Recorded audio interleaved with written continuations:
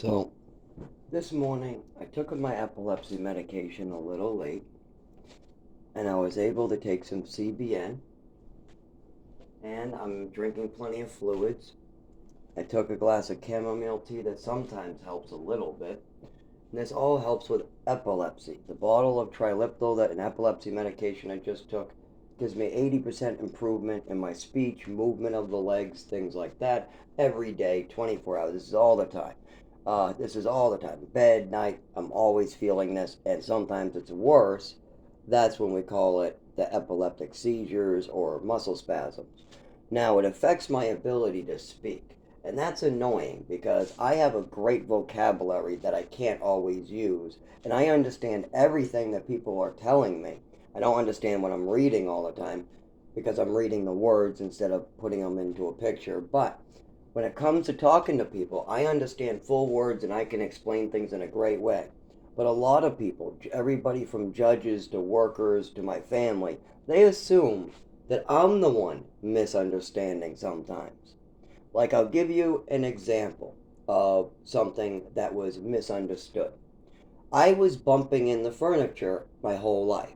I've broken watches, my wrists have got bruised, my hands have got bruised, my shins get scraped up, I fall down a lot. Now, growing up, nobody would help me with this.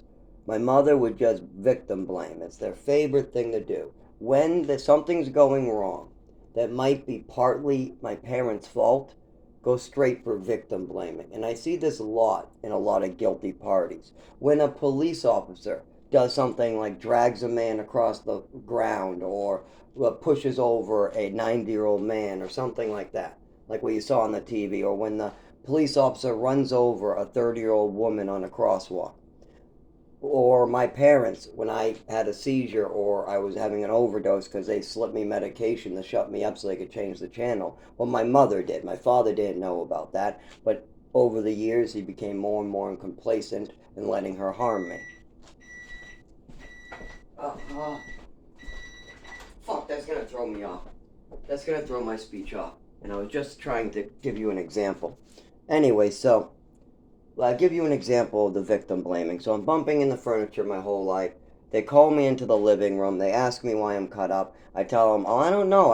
It's like how you stub your toe. I keep on bumping my wrist and I fall down in the shins and my shins whack on my metal framing of my bed. And I try to walk by a table and my leg spasms into the table. And when I sit down, my legs bounce. Yeah, we've known about all this for years. What's new, basically, is their look and what they're saying. So what? You bump in the stuff, you have no coordination, you fall down, your legs shake when you sit down, and you act weird when there's fireworks, loud noises, and flashing lights. And we've had to bring you to the emergency room where they gave you Vicodin because you were shaking on the floor in a ball, in the kitchen in pain from a migraine that was doing something else to your body. So yeah, what's new? But why are you have cut ups on your shins? And why when you jumped in the pool did the back of your foot get caught on the fence? And why all this other stuff? I tell them the truth.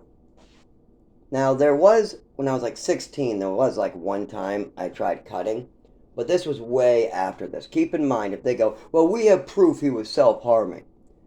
That was at about 15, 16. Meanwhile, my mother was calling me a self-harmer after an overdose when I sucked on my skin to feel why my nervous system suddenly changed after an overdose. I was only 7, so I had no clue why. My breathing slowed down. I lost my vision. My whole body went numb. I couldn't speak. I went out like a light. They were supposed to be calling for help. They told her to bring me to the emergency room. My mother hung up the phone on them and left me to sleep it off. I woke up changed. I think it was maybe a month or a little bit after that overdose, they started sucking on my skin.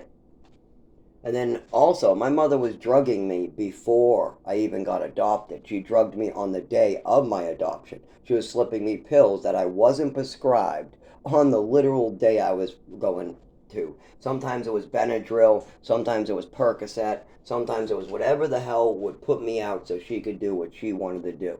My mother had to get her way, but she also had to do it in a very specific way to make herself look good. Like, for instance, if my mother didn't want me going trick or treating, but everybody else said, it's fine, stop worrying, stop being a crazy woman, she would slip me pills to make me sick and then walk by the bathroom and say, hey, look, he's pale, he's sick, he can't go out. And then I would suddenly get better right after the medications got out of my system. My mother would call me over to take my meds. I would get sick from my meds, and this would be like clockwork. We used to call it the Halloween curse. Every Halloween, with no candy, Zach would not get any candy. His parents would buy one bag or two bags to give out to the trick-or-treaters, hide it on top of a fridge or in their bedroom, and give Zach one here or there. And Zach doesn't mind. He just wants to put on the costume and meet some friends. He doesn't care about the candy. He just wants to put on the costume and meet some friends. So this little 7-year-old, this little 9-year-old's putting on his costume, can't wait. The mother goes, I don't want him going out. And the father goes, yeah, he can go out. And the family goes, yeah, he can go out. And the teachers go, of course he can go out. And the neighbors go, of course, our son is going out with him. And then my mother goes, come over and take your meds. Gives me some pills. All of a sudden I feel pale. I feel weak. I can't even pick up any of my costume. I got toy swords I can't even pick up. Oh, I'm sick to my stomach. Oh, I'm sick. I didn't even eat anything. Oh, bleh. Oh. And I puke the first time. I get nauseous. I get pale. I feel shaky and weak and very sick. Right after my mother gave me meds. And then she walks around looking at me, trying to be like, is he sick yet? Is he sick yet? Oh, there he is. He looks sick now. Hey, guys. Zach is sick. He can't go out. And, of course, I don't go out. Now, this happened 3 Halloweens. 3 Halloweens in at least a 5-year period, where my mother administered me medications when my mother wasn't getting her way, and then I got sick. She also did this on the actual adoption, right before the adoption party. I looked like I was going to pass out for my own party when I was getting gifts. Not only that, she did it to change the channel on the TV, when I experienced an overdose and a total change in my body. But remember, they like to victim blame. So when I'm showing symptoms of being sick and the school's calling home and people want to help me, my mother decides, no, we gotta blame the child. It's all Zach's fault. It's all Zach's fault. He has this and he has that. I show her a swimming medal. She steals it from me. She goes on a mental illness spree. Now, is my father going to say, hey, give him his medal back already? Stop stealing little orphans' medals? No.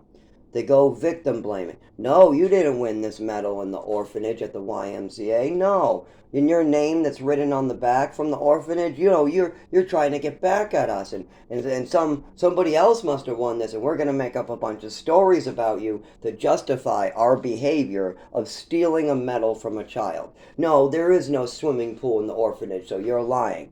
Well, they brought me to the YMCA. Well, your name isn't ZG, it's ZN. But I won it in the orphanage, and back then my name was ZG. Well, why didn't we see it? Because it was in a Lego box.